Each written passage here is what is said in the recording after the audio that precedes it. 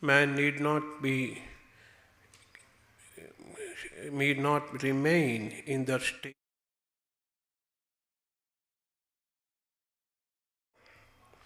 What is meant by discrimination power? Discrimination word is not used nowadays. The word discernment is used.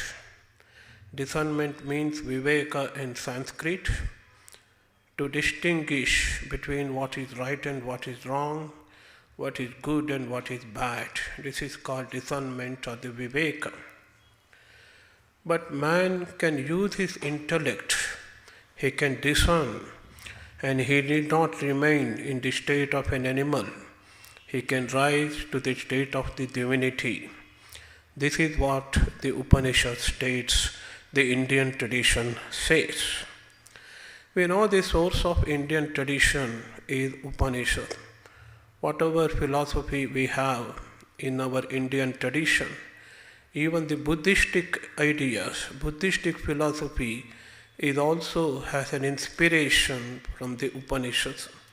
Of course, the Dvaita, Advaita, Vishishtadvaita, and the many philosophies, many ideas of philosophical nature we found throughout the history of India are all culled from the one force, that is the Upanishads.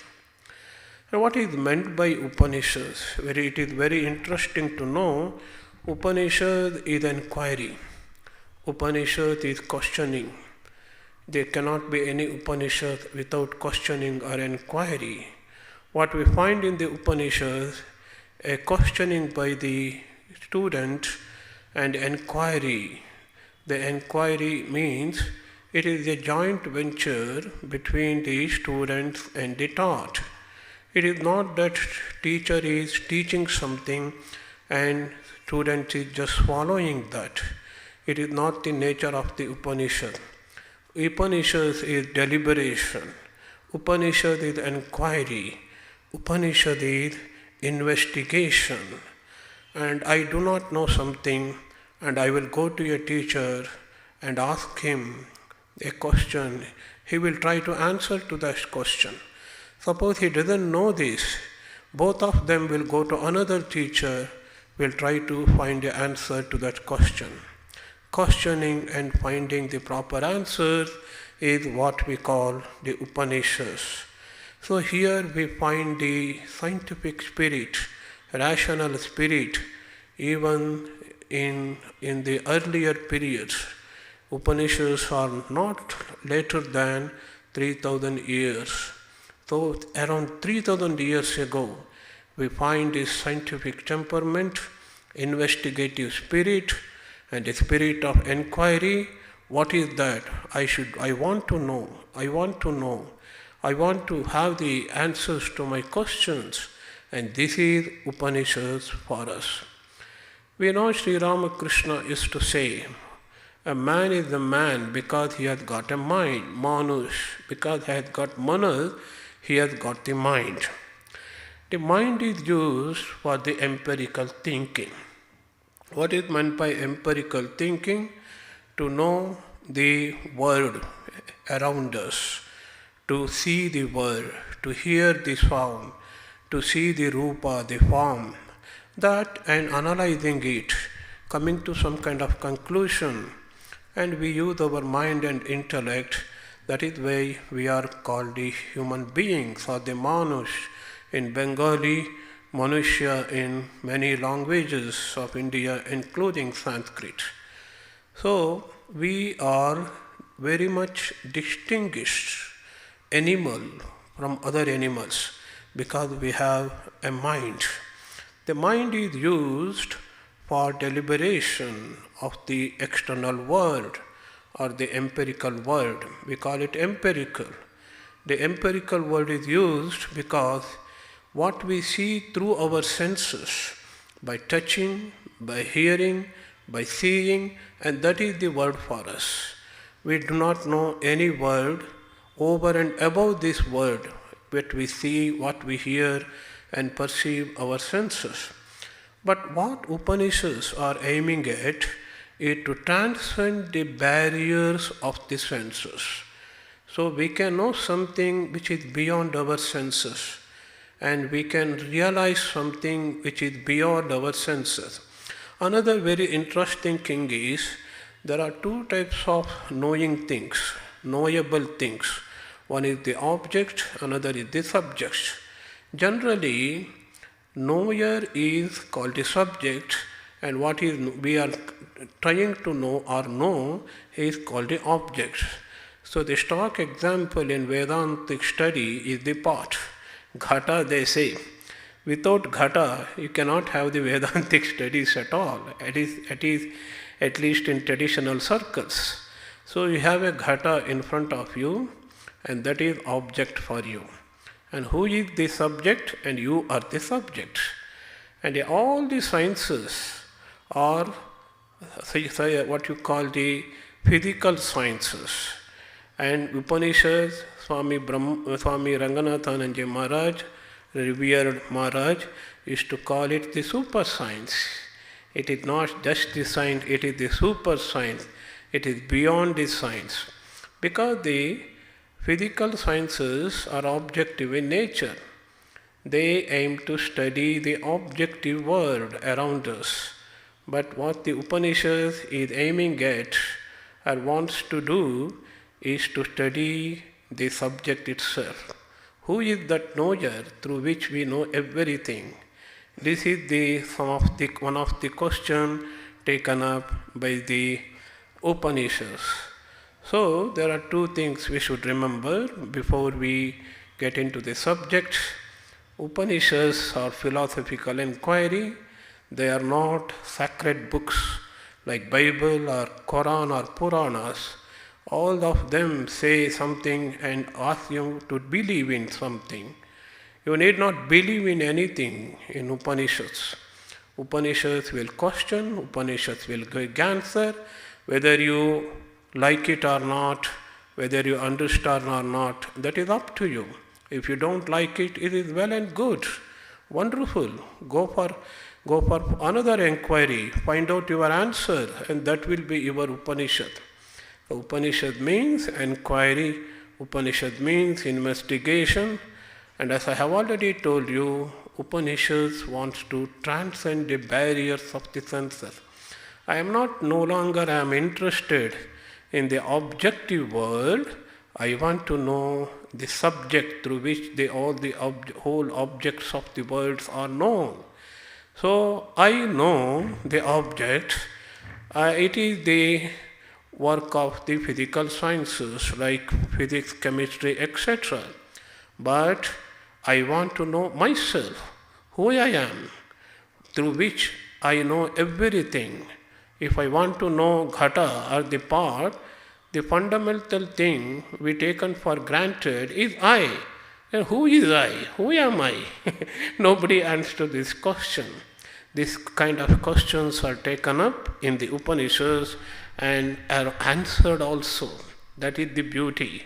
Questions can be taken up, but in many cases in philosophy there will be no good answers, definite answers. In most of the Western philosophies are full of questions like this, and each philosopher has its own answer. They are not definite answers. Nobody has realized, nobody has subjective experience of what they are saying, what they are thinking, or what they are proposing. But our sages are true philosophers. Upanishadic sages are the true philosophers because here philosophy is not intellectual philosophy, but it is darshana, that which is realized. We have no philosophy as such in India, we have darshana. Our sages have realized it, have seen it. I have seen the Atman, I have seen the God, I have seen the Brahman, I have realized the Brahman. I can teach it to you. This is the confidence our sages had. So philosophy of the Upanishad is entirely different from the normal kind of philosophy you find in the Western context. Here philosophy is subjective philosophy. What I understand is not the philosophy in Upanishad, what I have experienced, what I have realized, what I have become. It's a wonderful journey, what I have become. I think I am a human now. Basically, I think I am an animal because there is not much difference between me and an animal. The animals eat, I eat, and there are hundreds of things animals do, and I also do. And what is the difference between me and the animals? There is a fundamental difference. I can know myself. I can experience myself. I can realize who I am. That is the fundamental difference.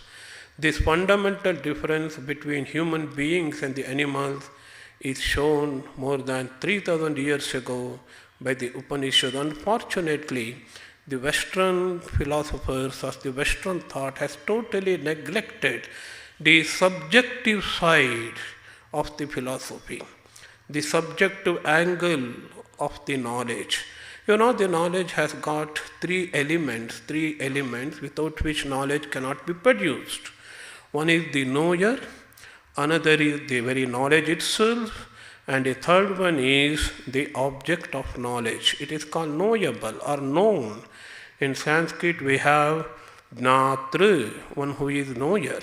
The second one is the knowledge itself, Jnana, and the Jnana, the object of knowledge. Among these three, our Western philosophers, the Western thinkers, they gave importance to two elements. One is the knowledge itself. They have studied in detail what is knowledge, how the knowledge is produced, and the objective side of the knowledge, what is known, how it is known. But they have given little importance to the who is the knower, the nature of the knower. But it is to the credit of our ancient sages, they have found out who is the knower, what is the nature of the knower. This is the significance of the Upanishads. I have told you it is investigation, nothing but investigation. You need not believe in anything. You may be atheist. You are a perfect candidate to study the Upanishads. If you are an atheist, if you don't believe in any personal God, then you are a perfect candidate to study the Upanishads. Because the God which is enunciated and explained or described in the Upanishads is beyond the pale of name and a form. It is the principle, like the sky, which is the source of even the sky. Sky is indescribable. Sky has no form. Sky has no name. Even the sky is something empirical, that which is beyond even the idea of the sky. And Taittiriya Upanishad puts it, Atmanaha Akasha Sambhutaha. Which is the Atman, the principle from which the Akasha, the space has come out. That means it is more subtler, more profound even than the sky, the space, the subtlest idea we have empirically. So, it is the principle we are speaking now. It is not the name and form. God is here impersonal. So, it is perfectly all right if we don't believe in anything. Upanishad says you should not believe in anything unless you have realized it. You have known it subjectively. What is the nature of the God? In the Upanishad, very interesting. Sakshat aparokshat Brahma. This is what Brihadaranyaka Upanishad says. Brahma, we are afraid to when we hear the names like Brahman, Atman, what it is. It is like Greek and Latin to us. We need not be afraid of these terms. It is very simple. If we can study a little bit of the Upanishad, if we come to know the terms, it is very, very interesting, it is very profound, it is very endearing to us. Because Upanishad is teaching my own real nature as a human being. It is not seeking something which is other than me. Then it will become very, very dearing, very dear to us. The subject becomes very lovable to us. So what is Brahman? Brahman means highest. There are two meanings to Brahman. One is Vyapakatvat, which is all pervading. What is all pervading is Brahman. That means it should be the only principle. Everything else is only apparent. So we should know the meaning of the apparent and the real. In Sanskrit it is called abhasa, apparent. You see snake, but there is no snake there. Only rope is there. You see rope on the snake. And the rope is real, that is vastu, and it is not something illusory, but what you see, that snake on the rope, it is illusory. That is abhasa, that is apparent. So Brahman is vastu, everything is illusory. What is there, what is the highest, what has become everything, that is Brahman for you. This is the teaching of the Upanishads. And what is Brahman then? Sakshat, it is something direct. There is no need for any sense organ to see Brahman. If I want to see a pot or something, I need eye. If I want to hear the sound, I need ear. No need of any sense organs. It is directly perceivable because it is none other than myself. Another great dictum of Vedanta, Mahavakya, Upanishad Vakya, sentence says, it is you, Tattvamati, that which called Brahman is nothing but you, Tattvamasi. So it is direct experience is Brahman. It is experience. So we think it is an object. Brahman is an object. I should realize. No, you need not realize it as an object. You should not realize it as an object. It cannot be realized as an object. It has to be subjectively experienced. That is Brahman, direct, without any intervention, mediatory of this and any kind of sense organ. Sakshat. Then what is aparokshat? Aparokshat means it is the real nature of the Brahman.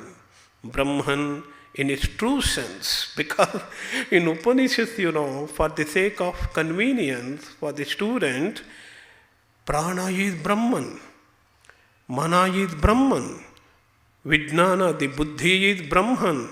Oh, that is Brahman, this is Brahman, sky is Brahman, akasha is Brahman. So everything is Brahman. So you can conceive of anything as Brahman and you can meditate. It is called upasana or the vidya. It is only an upasana. It is not the knowledge. It is only a mental imagination. So that you can purify your mind and get ready for the real knowledge. Because this kind of knowledge needs purity of mind, sharpness of intellect. So it is called the secondary Brahmas. Secondary Brahmas. All prana, all these things. Oh, prano vai brahma iti upasita. Meditate. Prana, yes, Brahman. Space is Brahman. Water is Brahman. Indra, yes, Brahman. Vayu, yes, Brahman. Wonderful, wonderful. But the ultimate Brahman is aparoksha. It is your own experience. It is not direct, it is something indirect. These are all figurative ways of understanding the reality. That is Brahman, this is Brahman, everything is Brahman, the word is Brahman. Ultimately, Aham Brahmasi, I am Brahman. This is the highest teaching of the Upanishad. Sakshat, Aparokshat, Brahma. So we are venturing into kind of investigation, discovery of something. What we are going to discover, we do not know. We have started now. We have commenced our journey. There are three kinds of investigative paths in the Upanishads. So the first kind, they are trying to study the external nature. They see the external world, multifarious world, multitude world, hundreds and thousands of entities, animate, inanimate, people, animal, trees, rock, everything. Is there anything which includes everything? Is there anything by knowing which we can know everything? This is the question put by a householder, not a sannyasi. Shaunaka is the householder.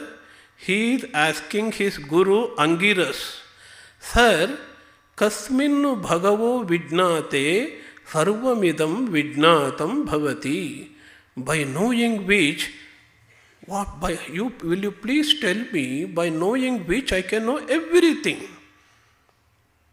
What a question it is. I don't think in any philosophy such a question is put forward by any student to any master of the philosophy. By knowing one thing, can we know everything? Is it possible? The question itself is wonderful. The answer is more wonderful, profound. How to understand this? Chandogya Upanishad will give us a glimpse. It gives 3-4 examples. You see, there is a lump of mud, clay, and hundreds of pots are made out of it. What is there in those pots? Nothing but mud. Nothing but mud. You call it as plate, you call it as pot, small pot, big pot, water jar. You can call it by names. Names are different. Hundreds of names, hundreds of forms. But Mruttike Teva Satyam. Mrittika alone is true. Muddy alone is true. So we have here hundreds and thousands of beings, entities in this earth, inanimate, inanimate. What is the essence of everything? What is the core principle of everything? That is reality, that is Brahman, that is Atman. By the by, you have 2 terms in Upanishad.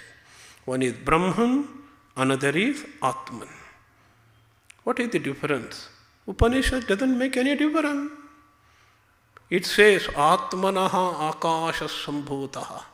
Akasha has come out from the Atman. The same Atman, it says, it is within you. So no difference. No difference. It is consciousness which is pervading everything, which has become everything. Chaitanya, Chaitanya, Chaitanya. The same Chaitanya is there inside my human skeleton. I call it a skeleton. Skeleton. And Shankaracharya says, Deha Sanghata, Dehadi, Karya Karana Sanghata. Karya means body. This body which we see from outside. And Karana means all the sense organs, the conglomeration of which is what we think we are. It is stupid. Because there is something consciousness which is inside me, without which the mind doesn't function. The ears do not hear, the eyes do not see. What is that consciousness through which all these indriyas function? That is the next way of investigation. The first investigation is to find out the essence of everything, the whole universe. The next investigation you find in some Upanishad, like the Kena Upanishad.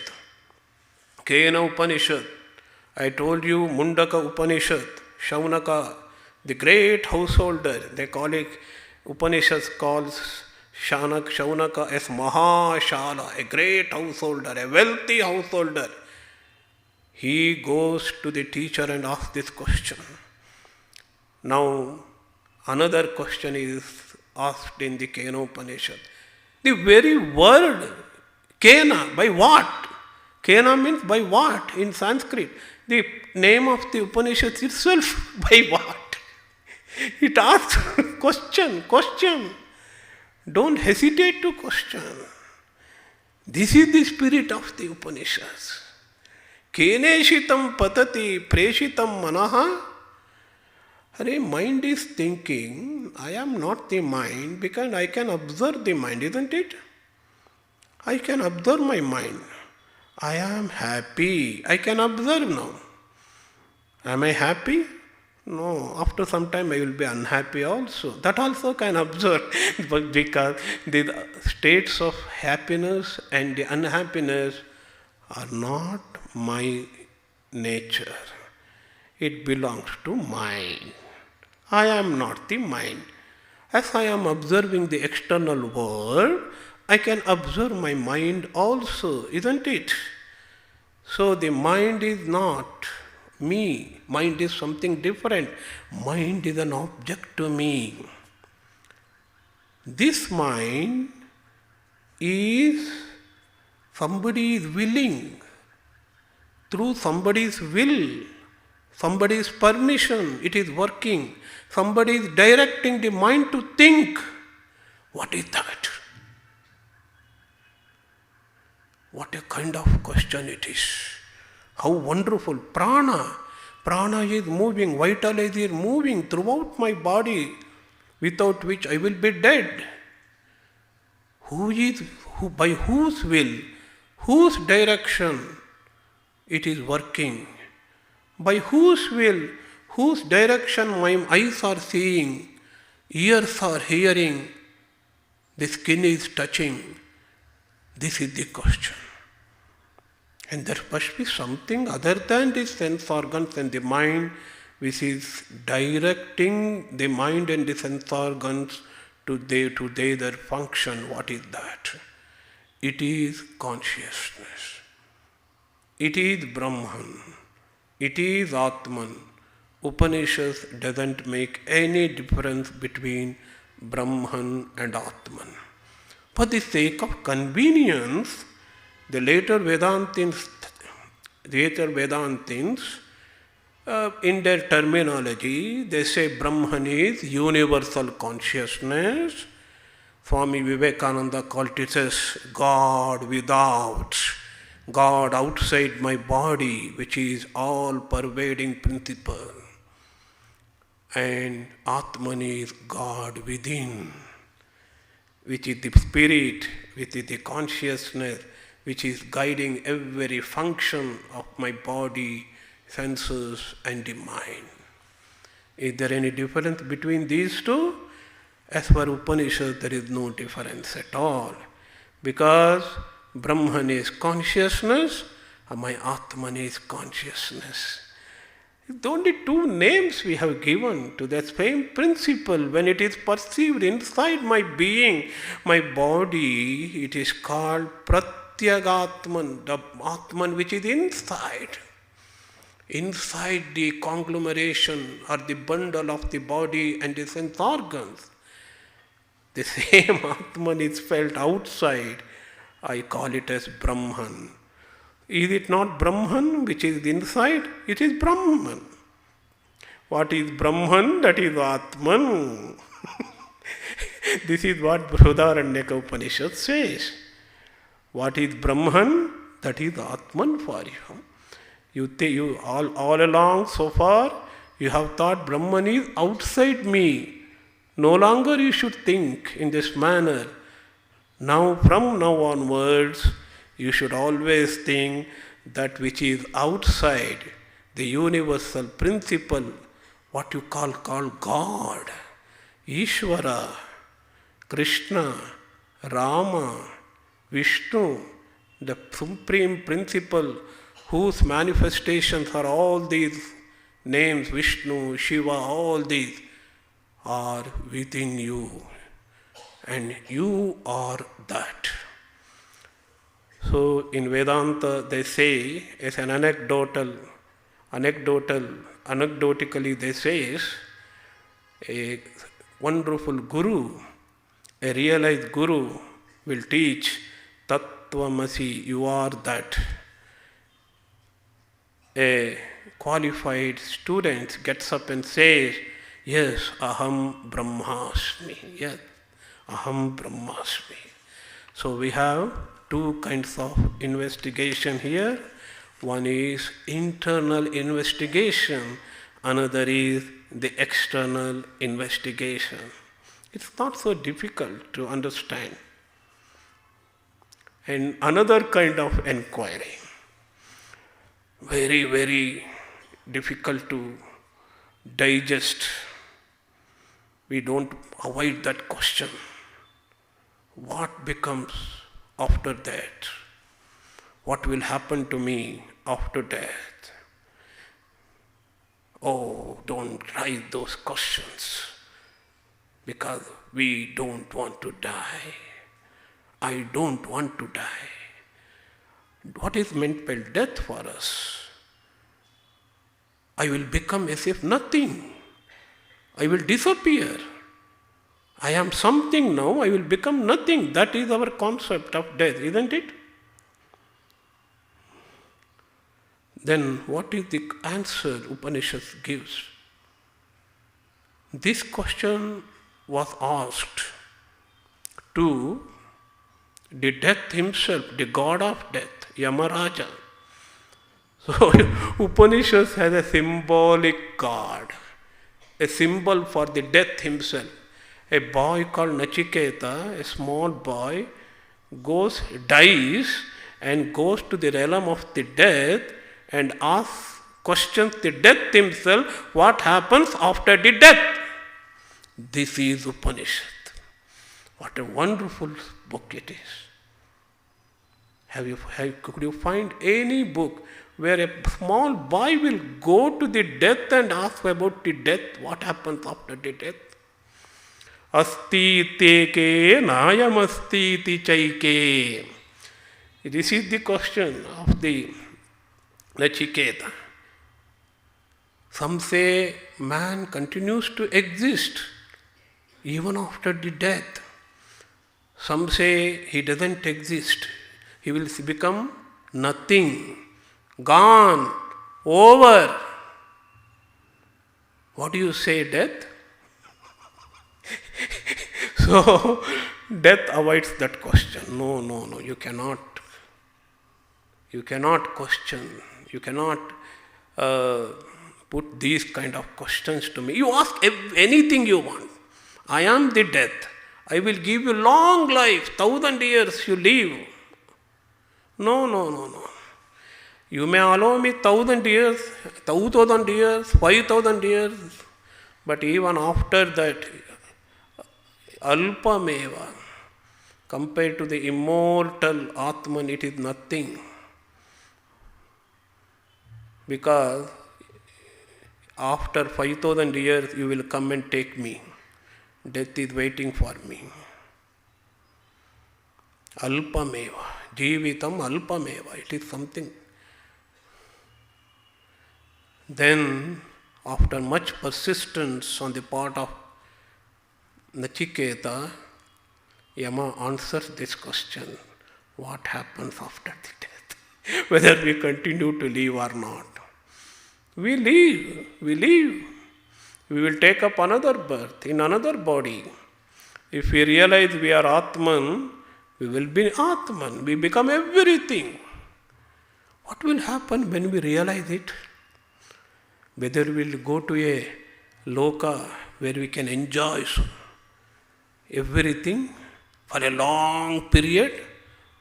Even that long period is a period which comes to an end. You will become endless. Anadi anantam mahatap param dhruvam. This is what Yama teaches. Anadi, no beginning, no end. It is beyond everything. So you will become everything. Brihadaranyaka Upanishad says, if one realizes aham brahmasmi, aham sarvam abhavat, he will become everything. He cites, Upanishad takes an example of a sage, Vamadeva. Vamadeva, after realizing Brahman, said, it is I who had become the stars, it is I who had become the sun, it is I who had become the Indra. He becomes the Indra's Atma. Atma of the sun, Atma of the stars, Atma of the whole world. What is Atma? Atma means essence. The essence is consciousness. essence is Chaitanya. It cannot be something temporary or which is empirical, which has a beginning and the end. It is Anadi and Ananta. So we have learnt the three ways of investigation in the Upanishads. Let us learn a little bit about the very term Upanishad. What is Upanishad? Shankaracharya explains in his introduction to Kathopanishad Bhashya. He says, Sad is the root word, main word in the word Upanishad. Upa plus Ni plus Sad. This is how we have to divide the word. Upa plus Ni plus Sad. Upa means one who approaches it. Approaches. You are approaching our teacher, means you are approaching the Brahma Vidya. Teacher is the embodiment of that knowledge. And Ni means with firm conviction, nishtha. For firm conviction, faith, shraddha, you will be established on that Brahma Vidya. I want to learn that. I want to go beyond this empirical existence. I want to become everything. I want to get rid of this samsara. What is samsara? It is not family life. Samsarati. It moves on, it flows on, endless, anadi, ananta, as long as we do not realize who we are. Punarapi jananam, punarapi maranam, dukkhalayam, it is the abode of dukkha. I want to get rid of it. I want to cut the bondage. So this is the meaning of the Upa and the Ni. Now Sad means Brahma Vidya. He approaches Brahma Vidya. Ni means one who, with one conviction, one establishes oneself in Brahma Vidya. Then what happens? Sad has got three meanings according to Shankara Bhagavat Pada. Visharana. Visharana means destroys. What it destroys? Shankara gives a sequence. Everybody should understand this. Avidya, kama, karma, janma. My ignorance of my own real nature is the cause of all the troubles. Kama, desires. Desires come out of ignorance. Desires make me work to fulfill myself. I am already fulfilled. I have chanted a mantra for you in the very beginning itself. Purna Mada, that is Purna. The whole, everything is fulfilled. Still we want fulfillment.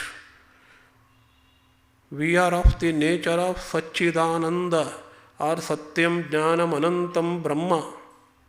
Till we want to become more and more fulfilled. I am not fulfilled. I want something to make myself fulfilled. This is what is called karma. Because we do not know, we are already fulfilled. What is there to get for me? What should I want to get my fulfillment? I don't need anything because I am that. In the words of Swami Vivekananda, I am that. I am already fulfilled. I am the existence, Sat. I am the pure knowledge, pure consciousness. I am the pure bliss. I am infinite. I have infinite existence.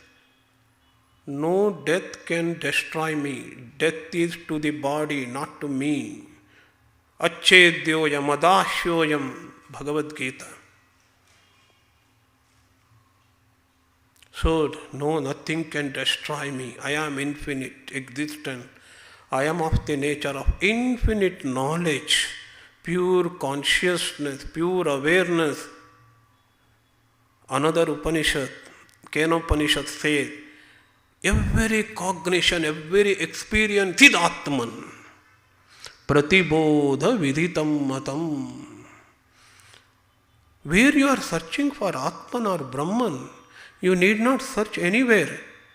The very moment I am having an experience, I am having some knowledge, that experience, that awareness, that itself is Brahman for you. Remove that limitations, name, form, remove them.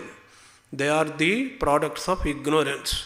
What remains is pure experience, pure existence, and you will get pure ananda, cessation of all the dukkha. Dukkha is due to dvaita, duality. Here you have non-duality. Mandukya Upanishad says, prapancha upashamam. Prapancha is dvaita. Where there is dvaita, there is dukkha. Because there is kama, avidya, kama.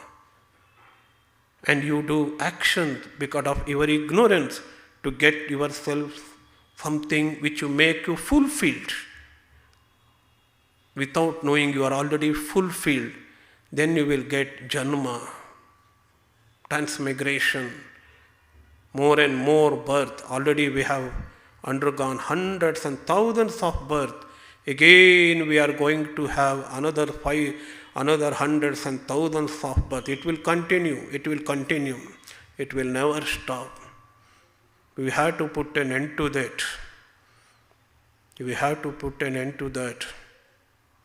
This samsara. Only way is Brahma Vidya. That is Upanishad for us. It destroys the samsara. Avasadhana. Next second meaning is gati. It takes us towards Brahman. Saddhatu, I have told you, upa plus ni plus sat. Sad has got two meanings. One is visharana, destruction of samsara. That is Vaita Bhavana, the idea of duality. That is ignorance. The second is, it will take us towards Brahman, the reality. It is only in the casual sense. Here it is told, it will take us towards something, somewhere else. We need not go anywhere. Factually, in reality, we need not go anywhere. Ihaiva, here itself, where we are, in our house, within our family, if we realize, we will become Brahman. We need not become Brahman. We just understand we are Brahman or Atman. Brahmavid Brahmaiva bhavati. Atmavid Atmaiva bhavati. There is no loka, there is no world to gain. There is nothing to gain.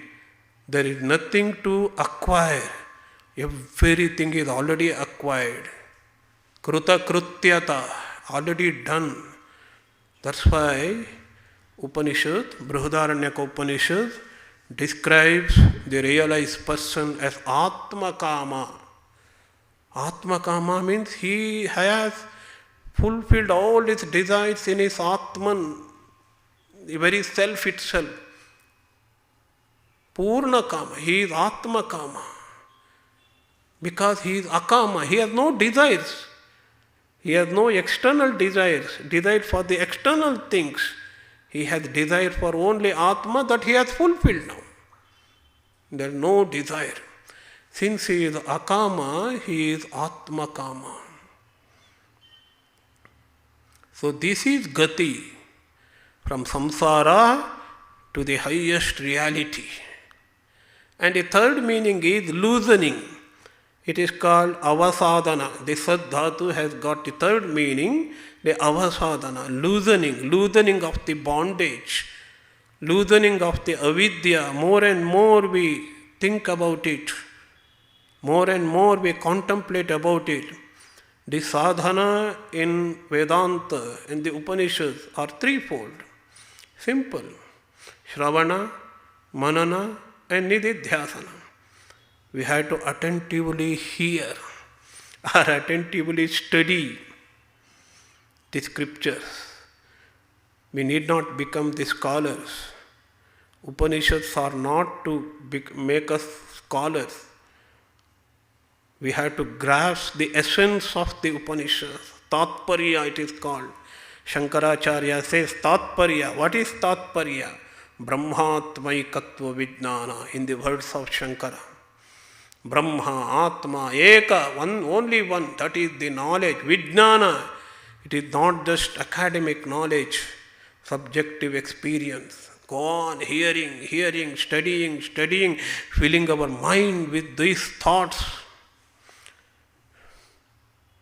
Mundaka Upanishad says, Anya vacha vimunchata, give up all other vain talk. Think only about Atman and Atman alone. Tameva vijanata. Know only that Atman. That is Shravana for us. When Shravana matures, we need not jump into Manana. Manana happens automatically. When Shravana reaches its ultimate pinnacle, its ultimate state, it develops, it outgrows, it evolves into Manana. What is Manana? Logically thinking and making the subject my own. Whatever we hear from the Shastras, whatever we hear from the Gurus, making our own by our own logical thinking. We had to use our brain, we had to use our intellect. That is manana. And then comes nididhyasana, absorption. Normally translated as meditation. It is not regular meditation. What we have heard about Brahman or Atman, what we have logically thought over in Manana is Brahman and Atman. Absorbing our whole being in that principle reality is what is called nididhyasana, establishing ourselves. So Shankaracharya says, Shravana develops into Manana, Manana develops into nididhyasana. It is a slow process. It is a natural process. It is not a compartment. There is no compartment as Shravana, Manana and nididhyasana. Every philosophy speaks of three principles. Upanishads is not an exception. One is God, second is the man or the individual human being, and the third one is the universe. Let us try to understand the Upanishads in this manner. That means what Upanishad speaks about God, what Upanishad speaks about this world, and what Upanishad speaks about a human being. The God in Upanishads, as I have already told you, is impersonal. It is the principle. Sadeva Soumya idamagramasit. Sat. What is Sat? Existence. What was there in the beginning, before this creation, before the appearance of name and form? When there was no name and form, what was it? It was it. It was there. Existence, pure existence. That pure existence takes up norms, names and form. That is what is called this world. That's all. And what is this world? What is this Jagat? What is this universe then? It is nothing but the Sat. And what about norms, names and form? Names and forms are your imaginary. Mruttiketteva satyam vacharambano vikaro namadheyam mruttiketteva satyam. It is the message of the Upanishad. Don't think these are all names and forms. The multitude you find in this universe is something real. It is only name, nothing but name. It is only in your speech. There is not a reality. And what is reality? Sat alone, existence alone. That is Brahman, that is Atman for you. As the mud is the only reality in the hundreds of pots made of that mound of clay or the mud, so the essence, the Atman, the Brahman is the only reality. Sadeva Soumya Idamagra Ashe. That is the God of the Upanishads. And you have this word, whole world has Chaitanya, the consciousness. The consciousness is something intrinsic in every being, every entity. That consciousness, the Chaitanya, is Brahman and the Atman. That is God. Nirakara, Sarva Vyapaka. One without a second. Neha nanasti kinchana. There is nothing else. Bruhatvat. It is Bruhat, something big. There is no bigger entity than this, because it is that which has become everything. That's why it is called Brahman. So, in the macrocosmic level, whatever see is pure consciousness. Swamiji has got 2 wonderful lectures in Jnana Yoga. Everybody should read it in order to catch the true spirit of the Upanishad. Microcosm, macrocosm. What is macrocosm? The whole universe is pervaded with that consciousness, Chaitanya, Atma Chaitanya. That is Brahman. And what is within us? That is also Brahman. That is beyond our mind, beyond our intellect. In fact, it is that spiritual light which is making the body, mind, and the senses conscious. Without that, there is no consciousness in this body-mind complex. This is about God. There is no other God other than this in Upanishad. And what is universe? Everything has come out from the Brahman. Everything is in the Brahman. Everything merges into Brahman. Not only that, everything is rushing towards the Brahman.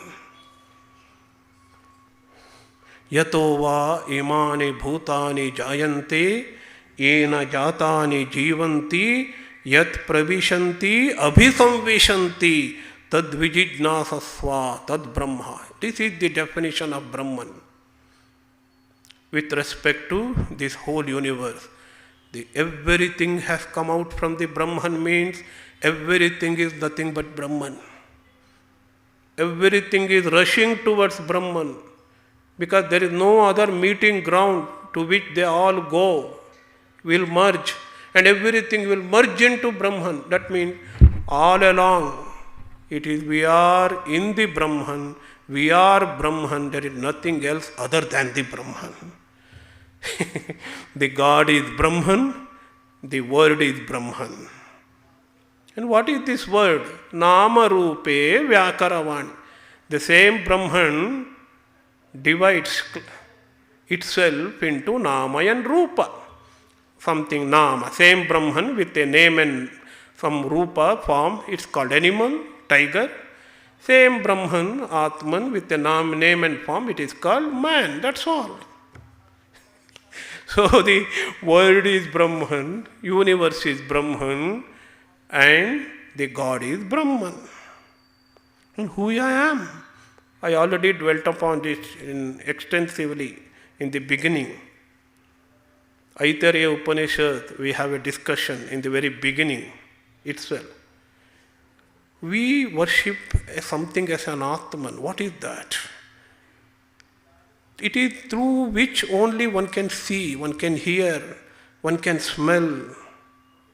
What is that? Then the sages, after deliberation, they come to the conclusion, Prajnanam Brahma. This individual consciousness which is available within my body. I am conscious now, that's why I am talking to you. If I am unconscious or if I am dead, I will not be able to talk to you. That consciousness itself is Brahman. Brihadaranyaka says, it does the function of every organ, every entity, every organ and the senses in this universe, in this body. Yah pranena praniti apanena apaniti. When it is doing the function of the prana, exhaling air, which we take in, it is called prana. If you further it says, when it is do something, it is seeing, the same Atman is called chakshu or the eye. Same Atman, when it hears the conscious entity, conscious activity, that is called ear or the shrotrendriya. That's all. And what is that Atman? Jagrat, Swapna, Sushupti. What is that? What you find a common point, common factor, whether in the waking state or the dream state or the deep sleep state? Awareness. Experience lingers on. Experience continues. In the waking state, we experience the external objects through our sense organs. Body, we are conscious of it. In the dream state, there is no body conscious. There are no sense organs. But mind is there. We create a mind word of the mind, manasa prapancha. Manasa prapancha we create. There also we see, hear, everything. There also awareness, experience continues. Then what happens in the sushupti, dreamless sleep? We are aware of only bliss. But we do not know we are aware of that because ignorance has covered us. But after we wake up, we say, I have slept nicely. Sukhamaham aswapnam. That means only bliss we are experiencing. What is Atman then? What is Brahman then? That pure experience which is lingering through, which is continuing in the waking dream as well as dreamless sleep. It is Atman. It is Advaita. Mandukya Upanishad says. It is one without a second. So different Upanishads speaks of Brahman as differently. Anandam Brahma Vijanat. I think I am body, Annamayam Atma. If I think I am prana, Pranamayam Atma, I will become Pranamayam Atma. But there is still inner dimension, higher dimension to this Atman, reality, who I am for a human being. Then Manomayam Atma. I am not satisfied with. Then Vijnanamayam Atma. I am not satisfied. Oh, what you are experiencing, that bliss, Ananda, that is you. Anandamayam Atma, that is also not Atma. You have to transcend all these empirical states. Anando Brahma Vijaniyat. It is pure bliss. All others are nothing but sheath, koshas. They are not real Atman. That is what Taittiriya Upanishad says. So we find different kinds of explanations of the same Atman, same Brahman in different Upanishads. But there are 4 sentences called Mahavakyas. You will find the essence of the whole Upanishad. What is the essence? What is the inner meaning? What is the real meaning of the Upanishad? Akhandartha. Akhanda means undivided. There is no division. There are no two. There is only one without a second. Advaita. What are those 4 Vakyas? The 4 Vakyas are culled from 4 Upanishads belonging to 4 Vedas. The first Veda is Rigveda. You have Upanishad, Aitariya Upanishad, Prajnanam Brahma. Pure consciousness, that individual consciousness through which we see here, that itself is Brahman. There is no difference between individual and the cosmic. Microcosm, macrocosm are one and the same. Second, from Yajurveda, Brihadaranyaka Upanishad, I have already explained this. Aham Brahmasmi. Aham means not this body-mind conglomeration. If I think I am the body mind, then I cannot become Brahman. I should think myself as pure consciousness, sakshat, aparokshat, then I feel I am Brahman. Brahman means becoming sarva sarvam abhavat. Very instant, that very instant, one will become everything. One gets united, one identified with everything. That is Aham Brahmasmi. And Tattvamasi, the third one from Samaveda, Chandogya Upanishad. Shvetaketu is a student. Aruni, his father, is the teacher. Teacher says to student, you are that. You are not an individual. You are not limited. What we call Brahman, that is, you are that. Your individual self and the cosmic self are not different. And lastly, Ayam Atma Brahma. This is from Atharvana Veda. Atharvana Veda, it is Mundaka Upanishad. So Shankara says we have to show like this in a very, we have to show our fingers like this, inimitably. This is Ayam, this Atma, this individual self, itself is Brahman. And in these four sentences, we have the message of the Upanishads. We have message of the Upanishads. And Kathopanishad says, Uttishtata, Jagrata, Prapya Vara Nibhodata. Arise, awake, approach the wise men and learn about this Brahma Vidya. Chandogya Upanishad says, there is no sukha, there is no happiness in the inferior things. Nalpe sukham isti. Then where is sukha? Where is happiness? Yo vai bhuma tat sukham. What is the highest? There lies the real bliss. Only in Brahman, Atman, you will find the real bliss. As I already quoted the Mundaka Upanishad, Tamai Vaikam Janata Atmanam. Learn to understand only one entity, concentrate on that, focus on that. That is Atman, Anya Vacho, Vimunchata. Give up all vain thoughts, vain talks, because Amrutasya Setuhu, it is the bridge to immortality. Atman means to becoming immortal. Immortality, as Swami Vivekananda said, is our birthright. That is what the Upanishads teaches, and that is the message of the Upanishads. Thank you very much.